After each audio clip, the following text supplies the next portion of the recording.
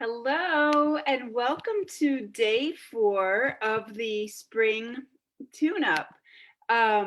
We are here today. I always struggle here at the beginning, sorry. We are here today to wrap up our 4-day workshop and really give you guys kind of a starting point to go forward with your spring workout plan.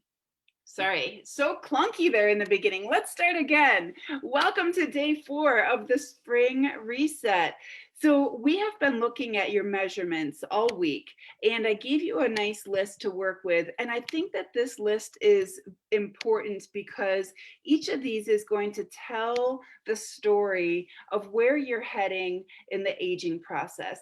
And I know that sounds a little ominous for those of you that aren't yet aging, but I really think it's important to have a good look at the measurements that are going to impact your health and wellness, impact your fitness, and impact your ability to really make gains in whatever your personal goals might be. And I know for a lot of us, we're still in the phase where we want to look great, of course, and we want to be as muscular as we can, or we want to be as fit as we can, whatever that might mean for you. Or maybe we want to drop a few pounds or just simply feel better and stop the nagging aches and pains. There are so many different ways that we can measure fitness. There are so many different great tests that we can run. There are so many great ways to look at measurements and look at a reset. And if you're already doing some of those things, I think that's great. The thing I really wanted to drive home with this little 4-day reset is that we need a very clear starting point so that we can move forward with a clear plan. And I have seen it happen so many times. We have the best of intentions. We're ready to stop the bad habits. We're ready to jump back on the bandwagon, but we don't really have a clear sense of where we're going or what we specifically need to be doing. So we flounder around and we grab for flashy things that we see on infomercials, or maybe we're even grabbing at things that we have done previously that worked for us. Previously, what worked for us might not be what you need right now. So these measurements are a great way of just seeing where you are right now without the judgment, but with some very brutal honesty about the state of affairs from the inside out. Again, there's a lot of different things that we could be measuring here, but I really like these because you can do them at home.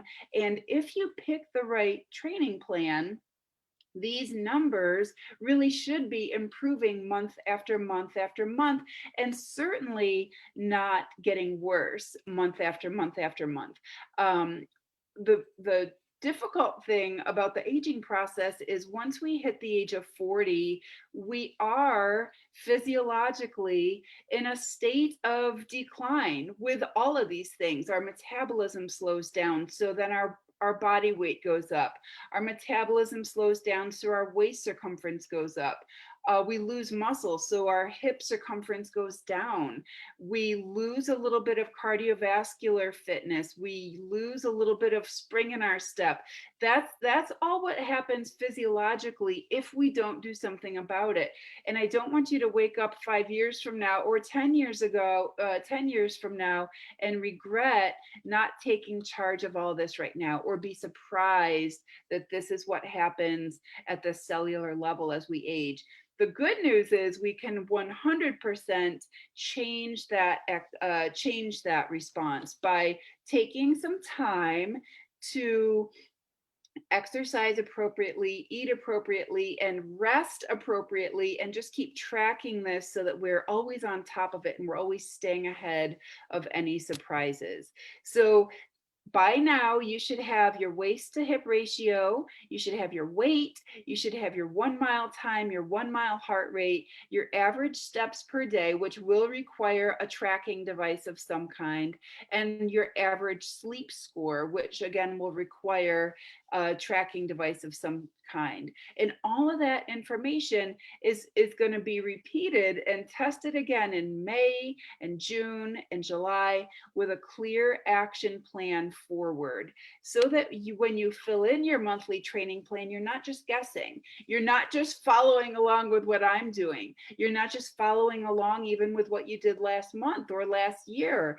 And you're not just exercising for the sake of exercise.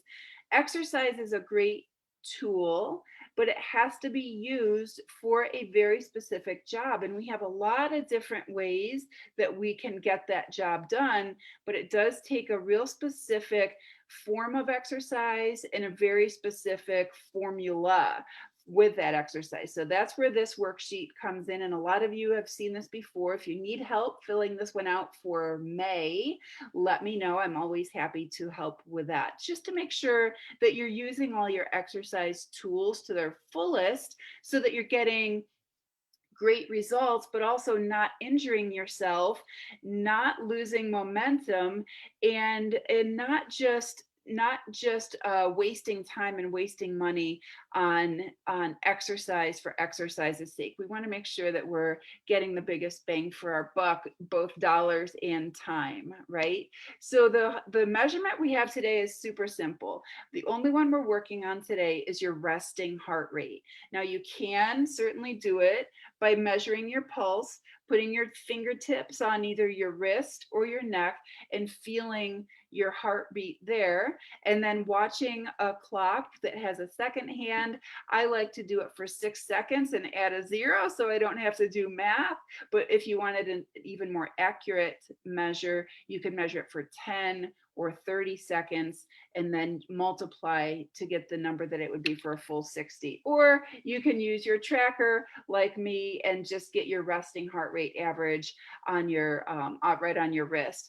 The reason that resting heart rate is so important is because it's telling us how fit your heart is. Ideally, that big muscular heart is pumping as few times as needed while we're at rest. So we want the heart to be strong enough, and we want as little resistance as possible in the rest of your blood vessels so that the heart can pump and take a little break, and then pump and take a little break, and pump and take a little break. And if your resting heart rate is low, it means that your cardiovascular function is very, very efficient. If your resting heart rate is high, it means that your heart has to pump more frequently to nourish your entire body, either because the heart itself is not functioning well, or because there's a blockage or a hindrance, or not enough blood vessels, even capillaries, to nourish the whole body. So the heart ends up working a lot faster, and over time that will wear the heart out. The other thing that resting heart rate tells us is our stress level. So remember that when we're stressed, the sympathetic nervous system, that's your fight or flight response, jacks up a bunch of your metabolic processes, including your heart rate, to prepare you to run away from the bear or fight the enemy. So if you're stressed out, not because of a bear or an enemy, but maybe stressed out because you're in pain all the time, or maybe you're stressed out because you're dealing with a disease or illness, or maybe you're stressed out because there's some emotional stress happening. Maybe you just spent the most crazy year of your life dealing with COVID, and now you're returning to work, or you're stressed about the COVID vaccine, or you're stressed about the news. That's going to show up in your resting heart rate because your body is trying to prepare you for the enemy. And one of the ways that it prepares you is by raising the heart rate. So if your heart rate is high, if your resting heart rate is high, it could be either that you have poor cardiovascular fitness or that you're stressed out. And so it's really important to measure that, especially first thing in the morning is a great way to get a good measure. As we move around the day, and especially, once we start exercising, that number is going to certainly go up. So during the day is probably not the best time to try to measure your resting heart rate. So if your resting heart rate is high, what are some action steps that you can take? Is that going to be to work more on your cardiovascular fitness by walking more? Is that going to be to reduce your stress level by doing things like journaling or getting outside in nature more? Or finding a hobby that gives you pleasure, or spending your time out of your head and into your body by doing things like dancing or singing, and doing whatever you can to drop that stress level, because over time that's damaging your heart and your blood vessels, not to mention a lot of your other bodily organs and systems. So we want to make sure that we're tracking that and taking charge of it with some actionable steps. So the resting heart rate is going to pop down in that column, and make sure that around this time next month you'll get another glimpse into your resting heart rate. If that number has gone up, it means we really need to start taking a closer look at your cardiovascular function and your stress level. So then you see that there are still those 3 empty rows, and I wonder if you were able to fill those in yet. I wonder if you came up with some other ways to test yourself each month to measure the effectiveness of your exercise program, and to measure the speed at which you are aging, and to measure your lifestyle choices to make sure that they aren't contributing to the speed of aging. There's nothing wrong with getting old, but what we want to do is prevent the risk of aging related diseases. And we want to, ultimately feel well and perform well for as long as we possibly can. So if you're still having trouble picking those other 3 measurements, I gave you some 5 different things to maybe jog your memory a little bit, or jog your brainstorming a little bit. So let's think about maybe some things that your doctor has said. In your last doctor's visit, did your doctor mention anything to you like, it looks like your cholesterol is a little high, or it looks like you're creeping towards diabetes, or it looks like you've lost a half an inch on your height, or it looks like I have to put you on a couple new prescriptions? What did your doctor tell you at your last visit? Or what did your chiropractor tell you at the last visit? Maybe your chiropractor mentioned that it seems like your muscles are really tight and stiff. Or maybe your physical therapist mentioned that your hips are getting a little weak, or that your ankle keeps spraining. So think about the health practitioners in your life. What have they told you about your health? That might be good information that you can be measuring each month. And then think about your prescriptions. Maybe make a list of them every month. And from month to month, just keep evaluating. Is there something here that maybe I could go off of if I made some big changes to my lifestyle?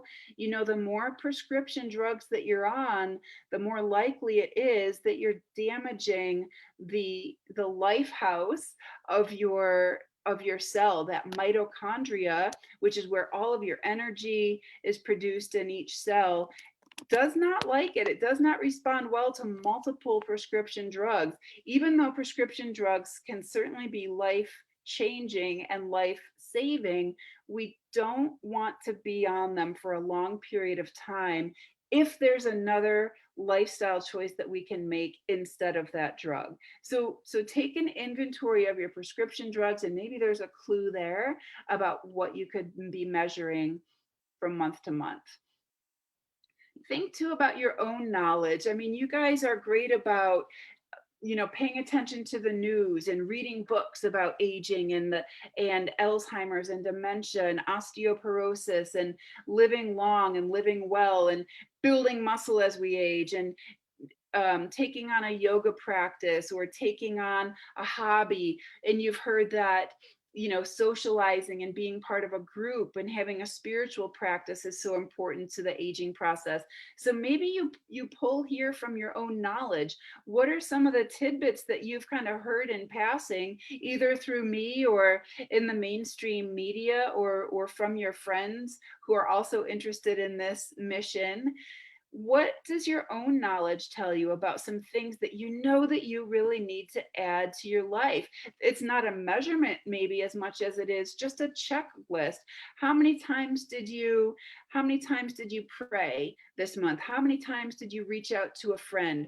How many times did you engage in a hobby? How many times did you do something that gave you a sense of purpose or interest or awe? Okay, maybe that's just watching a concert or planting a garden, or maybe it's doing something more deliberate based on what you've been hearing in your news feed, so to speak. So maybe that will give you some ideas about those other three measurements.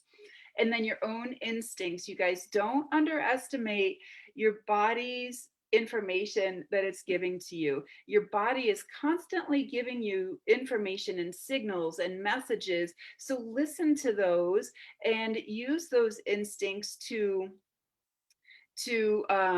gauge your progress each month. Maybe it's how many times did you have to take an antacid last month? How many times did you have to take an anti-inflammatory last month? How many times did you lose your temper last month? Your instincts about all of this are going to tell you maybe you need to focus more on stress relief. Maybe you need to focus more on your digestion. Think about what your body is telling you. Think about what you wake up at night thinking about.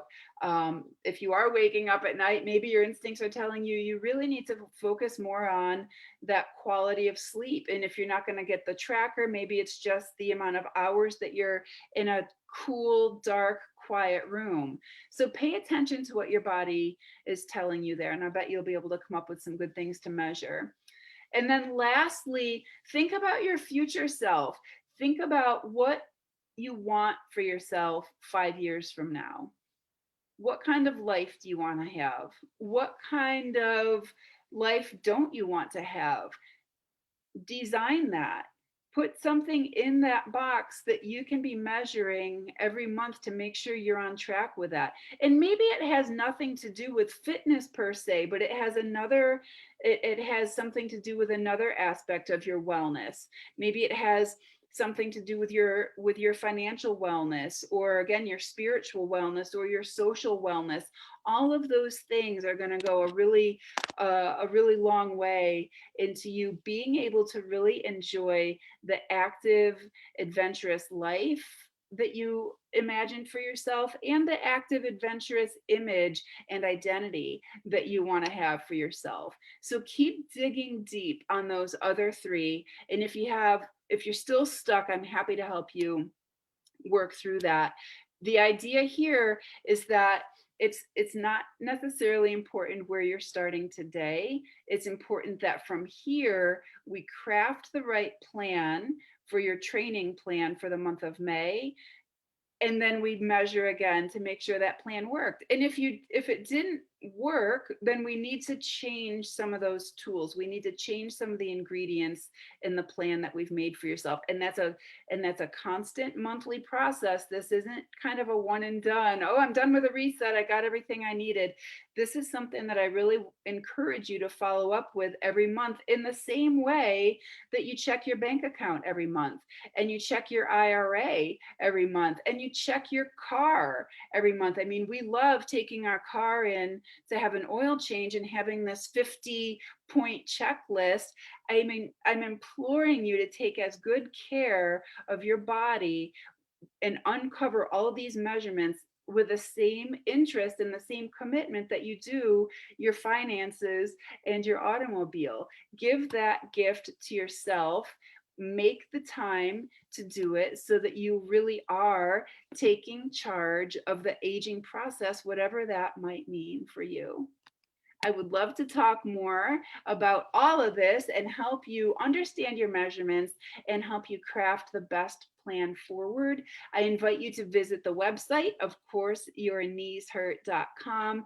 Go to the top where it says schedule a consultation, and you'll have access to my private calendar and schedule a 25-minute chat with me. And we'll get this all figured out so that you don't have to do the guesswork and you don't have to waste any more time with your spring reset. I hope you've learned a lot during the last 4 days. I appreciate you spending this time with me, and I'll love to follow up with you soon. Bye.